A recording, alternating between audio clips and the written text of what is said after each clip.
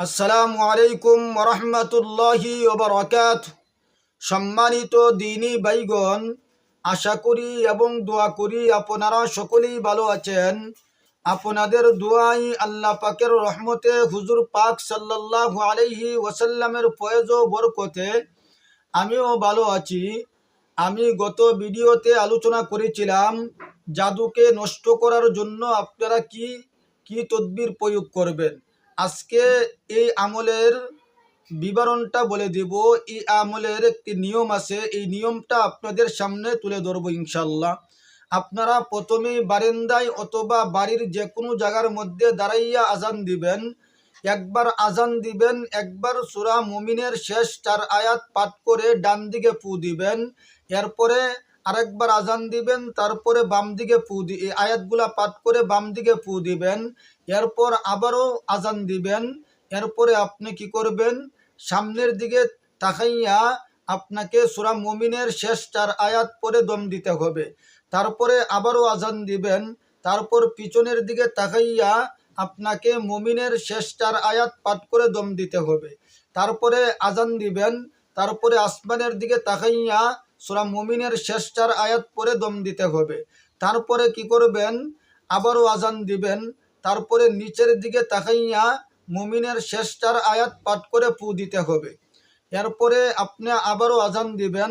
আজান দেওয়ার পরে আপনার পরিবার পরিজন অথবা যে রুগী আছে এই রুগীর দিকে তাকাইয়া অথবা তার চেহারা কল্পনার মধ্যে আইনা দম দিয়া ফু দিবেন। ইনশাআল্লাহুল আজিজ আপনার বাড়িতে যত ধরনের জিন জাদু রয়েছে সব ধ্বংস হয়ে যাবে, সব পুড়ে যাবে।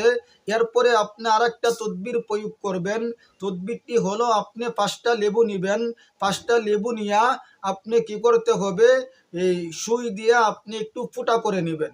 ফুটা করে আপনার বাড়ির 4 কোণের 4টা আপনি গেতে পুঁতে দিবেন। তারপরে হলো বাড়ির প্রধান দরজার মধ্যে আপনারা কি করবেন, একটা টানায়া দিবেন, মানে সুতা দিয়ে টানায়া দিবেন। ঠিক আছে। যদি জাদুটা পুরাতন হয় তখন লেবুটা আস্তে আস্তে শুকাবে, আর জাদু যদি নতুন হয় তাহলে লেবুটা আপনার একেবারে কয়েকদিনের ভিতরেই দেখবেন যে শুকায়া যাবে এবং জাদুগুলা ধ্বংস হয়ে যাবে। আপনি লেবুর উপর যে আয়াত পরে দম দিবেন সেই আয়াতগুলো আমি আপনাদেরকে বলছি, আপনারা নোট করে নেন। দেখবেন ইনশাআল্লাহুল আজিজ 100% কাজ করবে। লেবুর উপরে আপনি 40 বার আয়াতুল কুরসি পরে দম দিবেন। তারপরে 40 বার সূরা কাফিরুন পরে দম দিবেন। তারপরে সূরা ইখলাস 40 বার পরে দম দিবেন। তারপরে সূরা ফালাক 40 বার পরে দম দিবেন। তারপরে সূরা নাস 40 বার পরে দম দিবেন। তারপরে সূরা না সেহেল কাপ 40 বার পরে দম দিবেন।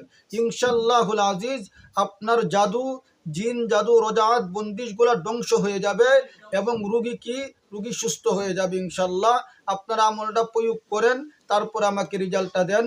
আমি আমার এই আমলটা পরীক্ষিত, এজন্য আমি আপনাদেরকে আমলটা দিলাম। আসসালামু আলাইকুম রহমতুল্লাহি ওয়া বারাকাতুহু। আমার জন্য সকলেই দোয়া করবেন, আমিও আপনাদের জন্য দোয়া করি।